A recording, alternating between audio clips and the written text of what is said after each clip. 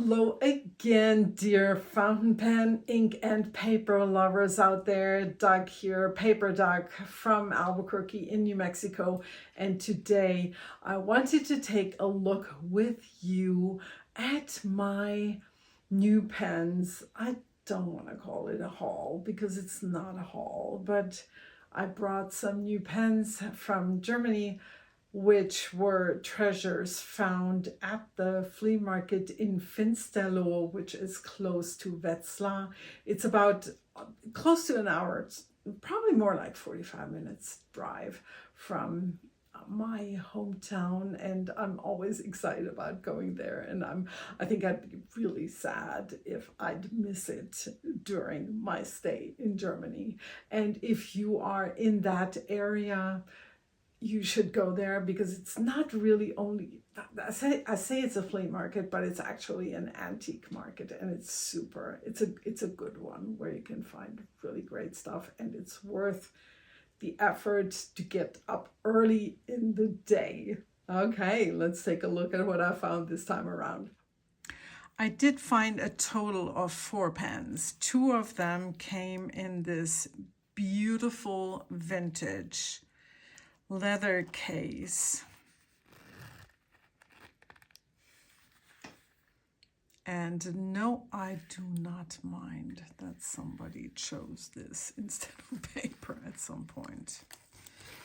Okay, let me get these babies out. And these 2 were originally in here, and as you can see, this I thought was pretty amazing that the inside of the little case was so pristine. Yeah. You may see right away that this is a Pelikan. And we will start with the Pelikan pen. Oh yes, I am a full disclosure. I don't care, but maybe you're interested, maybe you don't care. But I paid $33 for these 3. I will have to ask my friend Joel what he thinks, because the cap says Pelikano, but to be honest, I cannot close the cap anymore, and I wonder if it's a wrong cap, because also the nib is not a typical school pen nib, which I find, I think it looks more like a Silvexa. On the other hand, the grip section being marked, I don't know, I hope you can see that. That would point more to a school pen. Let me grab the other Pelikan Silvexa for a comparison.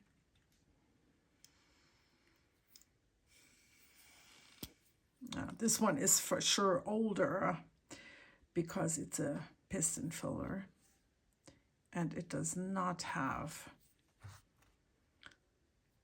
the grip section markings, but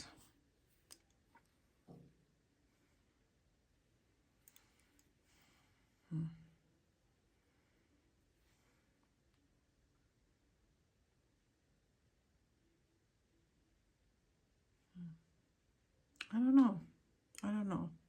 We'll have to ask Joel about this.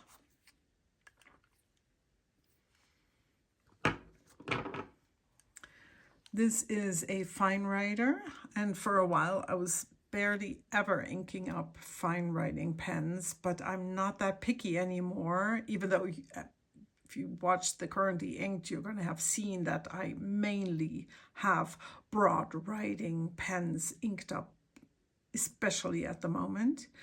But even fine writers have their place in my life, and so in this case, I definitely like this for my planner writing. This one might need, as you may hear, a little bit of work, the nib, and but it's a tad bit scratchy. But I'm just gonna write Pelikano for now. Pelikano.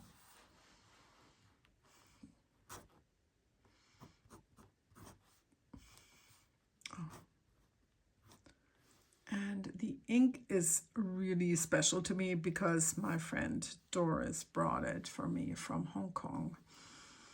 And it is called Pelikano. And the rest I cannot remember. Something city colors or something. City colors? City Fantasy. Tchaikovsky Swan Lake Green.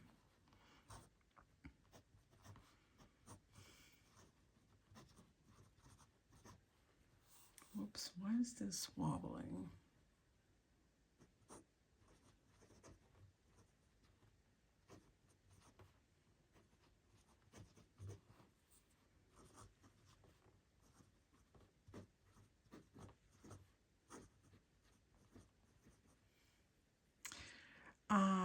It's interesting because when I tilt the pen slightly, then it does not scratch anymore. So somebody really used it like this.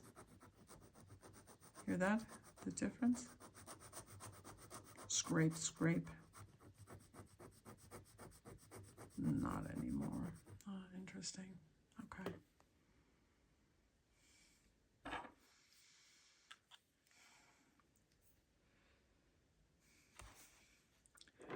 And this pen is a vintage Aero pen. Haven't done any research yet.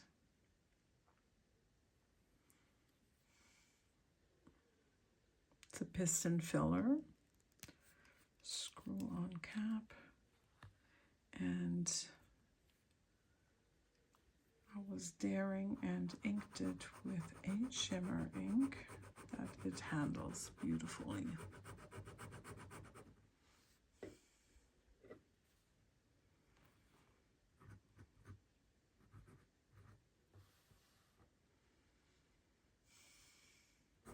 Should also be a fine nib. Okay, let's see. So I wanted you to see how flexible this nib is.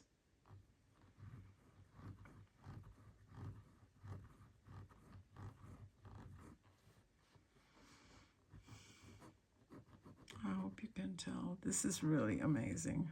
And the ink I have purchased in Germany, and it is called Lamy.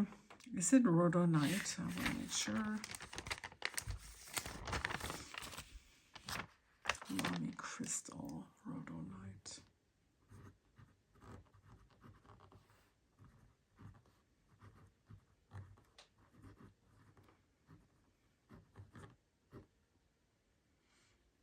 Yeah, it's a shimmer ink. Beautiful. I wanted to clean that nib for you. It says Aero Iridium point. So should be a steel nib.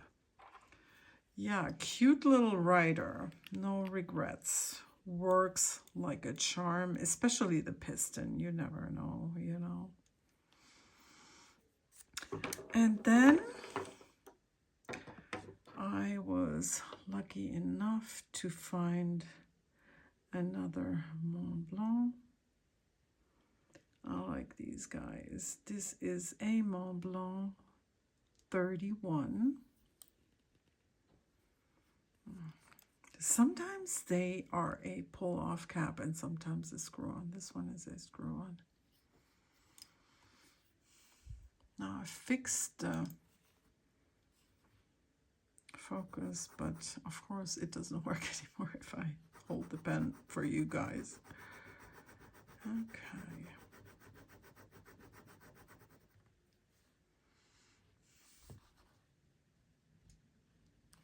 Should be a broad nib.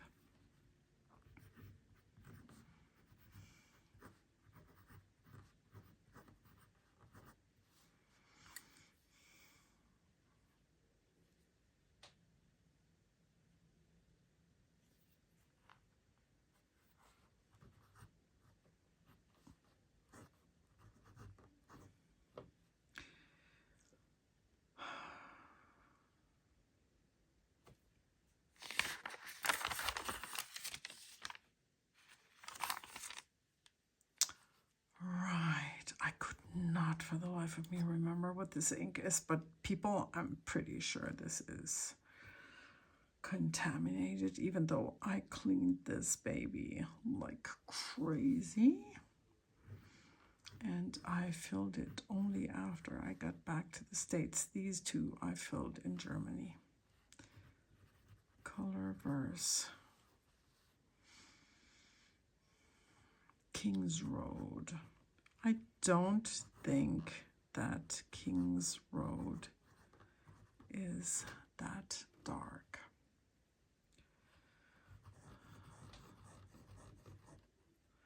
Yeah, very nice. And I did pay 30. Hold on. Let's see if I can focus this. No, yes. I did pay 30 euros for this guy.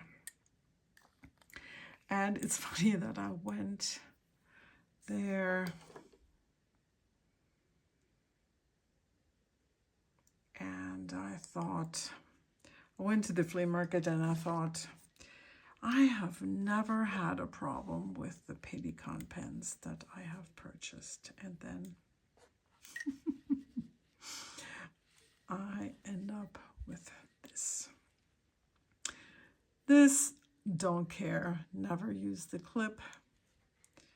This was hard to move when I cleaned it, the piston, but it was moving, it was fine, it was getting ink in and out. The pen is a Pelikan 400 tortoise. It could be a 400N or a 400 vintage, but I cannot do measurements and comparisons because all of a sudden I was doing my cleaning, spinning, blah, blah, blah, and all of a sudden I had the pieces in my hand. Yep. I jinxed myself.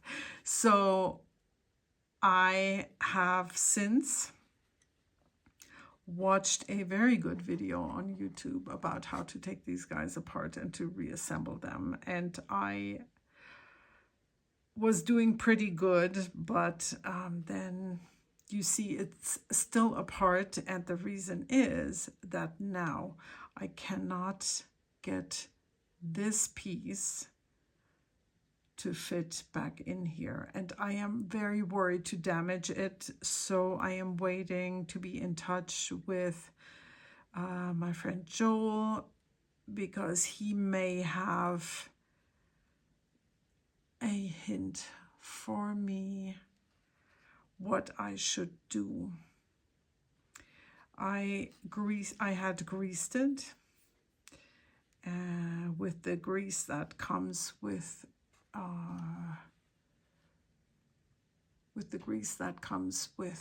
Twisby Ecos, but I don't know, it's stuck right now where it is. And I'm really worried about the body crumbling, even though, I mean, wow, this has already withstood quite some force from me yesterday.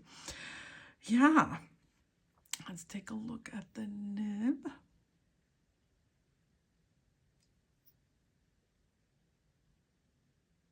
It is a fine nib. I think it's my first fine nib in a vintage Pelikan.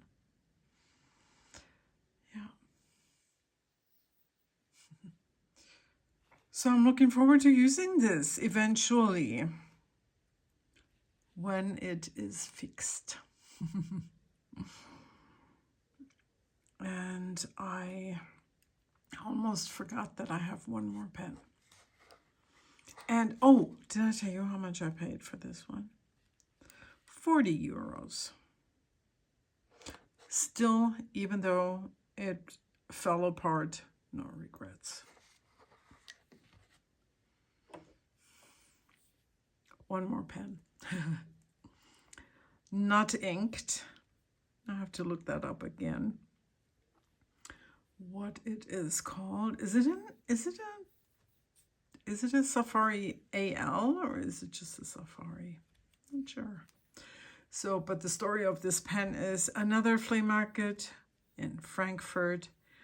Went there, saw this, asked, how much is this? The lady was like, it sat there like this. Hold on. This. Like this. And the lady was like, 2 euros. I grabbed the pen and I'm like, okay. Try to remove the cap from the back. Not possible. She gave it back to her, and I said, what's going on here? Then she gave it to a guy who also could not remove it. She said, oh, if he can't remove it, then it doesn't come off. So next, I buy it for 1 euro. Oh, that's okay. Took it home, soaked it in soapy water, and my friend, my pen pal Andrea, who was there, was patient enough and got it off. What we assumed was, I'm pretty confident that somebody decided to drop some glue in here in the cap. Can you see that? I think this is where the glue track went. And you can definitely see it here. There's some damage, but oh man, I can't get this off. Whatever.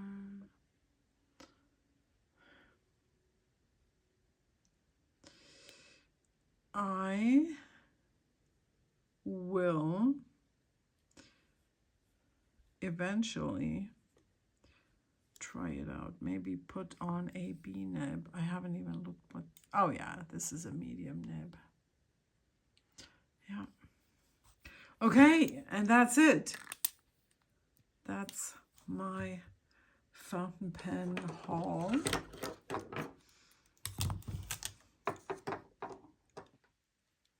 From Germany this year. I did want to unwrap the Pelikan with you, the Pelikan 400 with you, because I had all the pieces plus this black part.